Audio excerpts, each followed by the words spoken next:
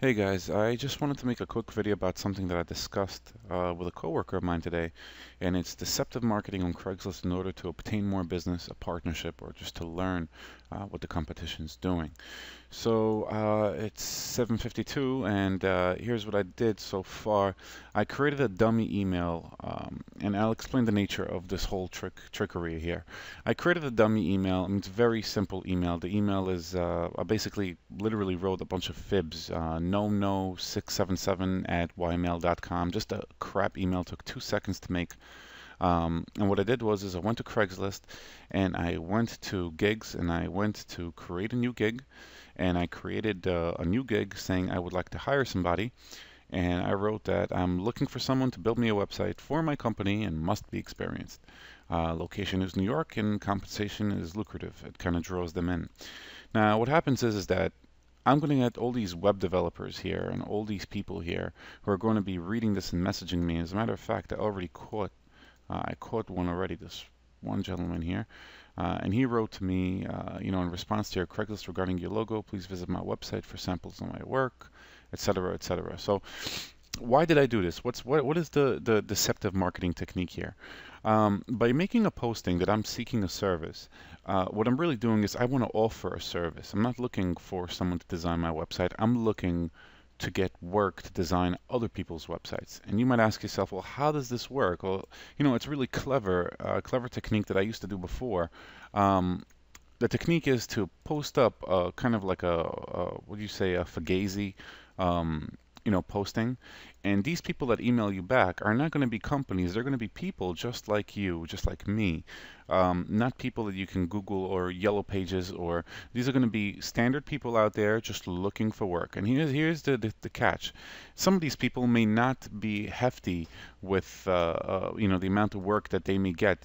They may pitch people for some work that they can't actually do, and that's where you come in. And this is where this little phishing technique works. What I can do is I can actually write this gentleman here, Robert, who probably isn't a company. Looks like he has his own little thing going on. I can actually email this gentleman and I could say, hey, I do web design. I heard you do web design. Perhaps we can share some intel together. You know, this is what I can do, and here's some of my work, and I have mind-blowing work. And I showed this man my portfolio, and he would tell me, okay, well, if I have something, I'll toss it your way. And this actually works. This technique really works. You have these guys who don't want to lose out on clients. They can't fulfill their job. So what they do is they outsource. But who can they outsource to? Now, PayPal is a beautiful thing because you can reach out nationwide to people and you could say, hey, you can pay me via PayPal and I'll take a cut from your cut. Like whatever the chunk the customer is paying you, this is what I want out of it. And for jobs, it could be very, very small and easy. So you see, I got one response so far, and this is just the beginning. If I let this run all night, I'll get hundreds of responses. So this is what deceptive marketing is. I believe that it's extremely important for you to analyze your competition, never mimic them, never copy them, but see what they're up to, think like them, and always try to be a step ahead. And this is one way that I do it. By making yourself appear as if you're a client, you actually have the upper hand. You're at the right place where you can, you kind of have them at the palm of your hand without them knowing, because they're unaware that they contacted you and you just wanted to learn more about them and what they do. So that's what deceptive marketing is, and how it comes about. So how do you do this real quick? Is a very, very easy way to do it. And this can be done in any industry, in reality.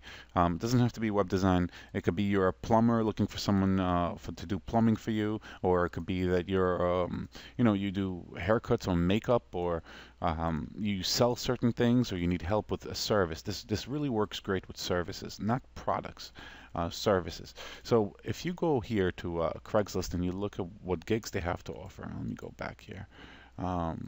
And you look at the gigs, well, they have crew, event, labor, talent, writing, domestic, creative, and computer. And that's what I do. I do computer. So it's a really, really interesting way to obtain new customers, new clients. So creating a Yahoo account is actually extremely easy. It takes 2 seconds. Um, it's remarkably easy now. You can create hundreds of accounts in a matter of an hour.